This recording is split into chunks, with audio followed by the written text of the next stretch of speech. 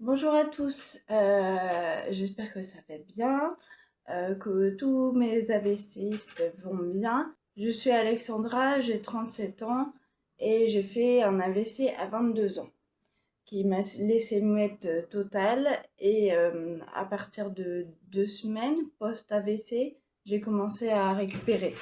Je disais oui, non, mais je m'en mêlais les pinceaux. Je disais oui au lieu de non, je disais non au lieu de oui. Bon, bref. Comme un petit bébé qui apprend à parler. Le sujet d'aujourd'hui, c'est, vous l'avez vu dans le titre, la recherche sur Internet. La recherche sur Internet, ça équivaut à guérir. J'aimerais vous parler franchement. Pour ceux qui pose des questions sur Facebook, par exemple, la réponse est à un clic d'eux, euh, qui pose des questions et en plus, la personne à laquelle s'adresse la question va, va mettre un temps fou, je suppose, pour répondre, bah, c'est contre-productif. Donc, c'est des vidéos est consacrées à vous.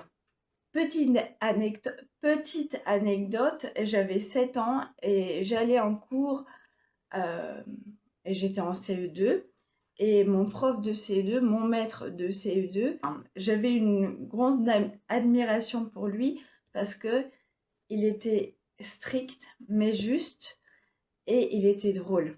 Euh, donc je vais vous raconter un exemple. Euh, il y avait un camarade de classe qui était cancre. Et c'est d'ailleurs lui qui est devenu mon harceleur au collège. Euh, je dis harceleur parce que c'était pas vraiment. Enfin, il me regardait en, en, en souriant en coin et il me demandait pas de l'argent, il me demandait pas mon goûter par exemple. Mais une fois, il m'avait une baffe et bah, mon père s'est déplacé et le jour d'après, il a été super gentil avec moi, je comprenais pas pourquoi. Bref, c'était un petit con. C'était un petit con. Soyons francs.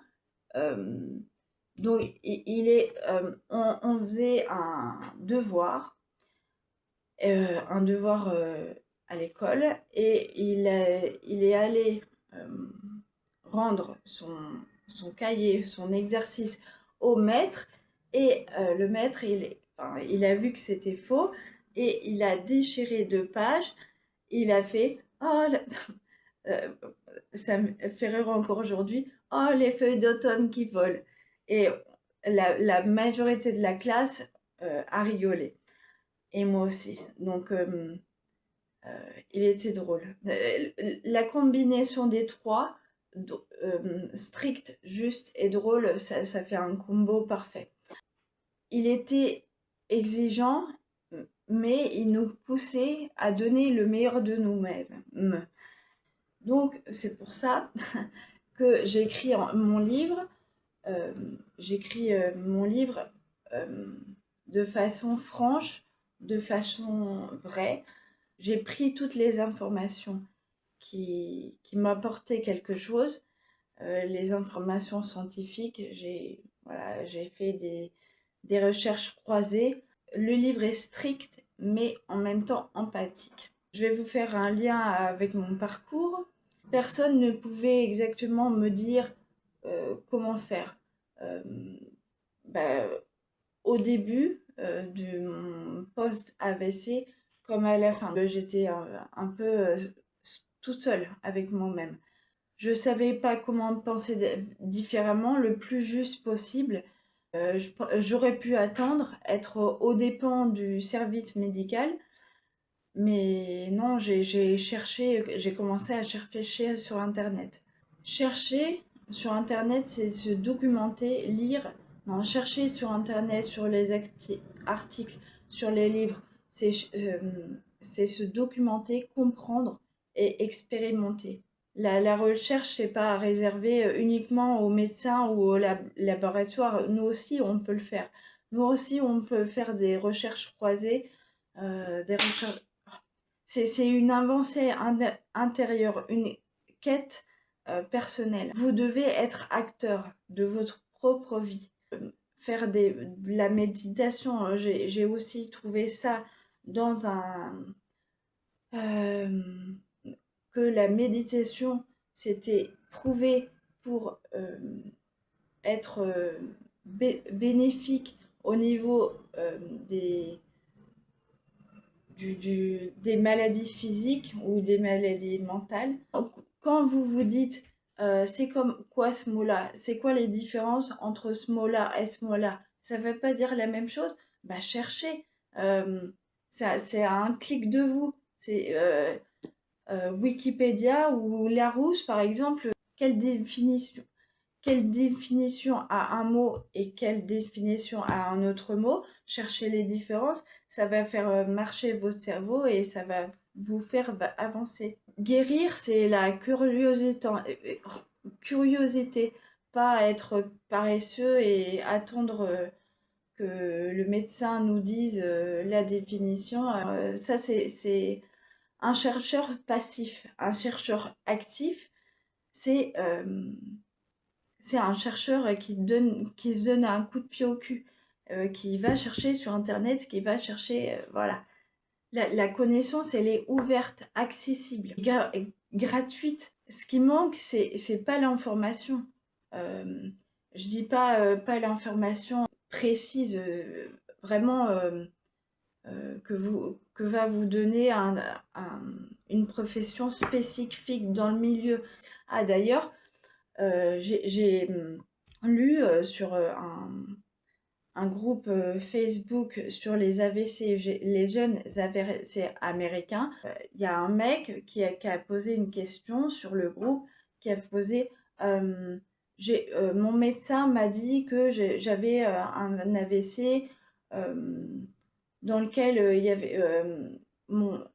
y avait un caillot qui s'était mis dans ma carotide. C'est ce que moi j'ai eu aussi. Et, euh, et donc, c'est quoi cet AVC? C'était un AVC hémorragique ou ischémique? Mais moi, je me suis dit, mais attends. Donc, il y a un mec qui a répondu, ah, c'est un AVC hémorragique. Mais je me suis dit, mais pourquoi?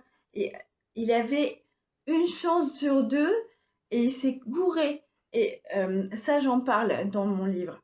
Heureusement, il y a un, un mec qui lui a répondu non, c'est pas un AVC hémorragique, c'est un AVC ischémique. Ce chaos de ce poste-là, il aurait pu être évité si la personne qui avait posé cette question avait cherché sur Internet.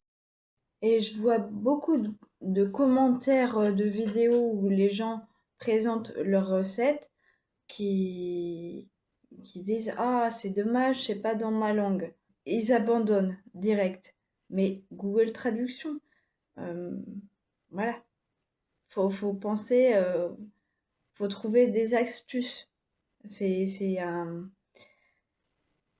une zone du cerveau qui doit être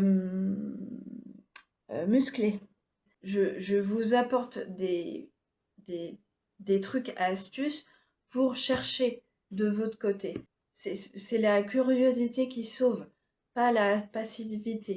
Pour finir, c'est la curiosité qui m'a fait avancer, qui m'a incité à guérir. On réapprend aussi à penser, à ressentir, à s'émerveiller.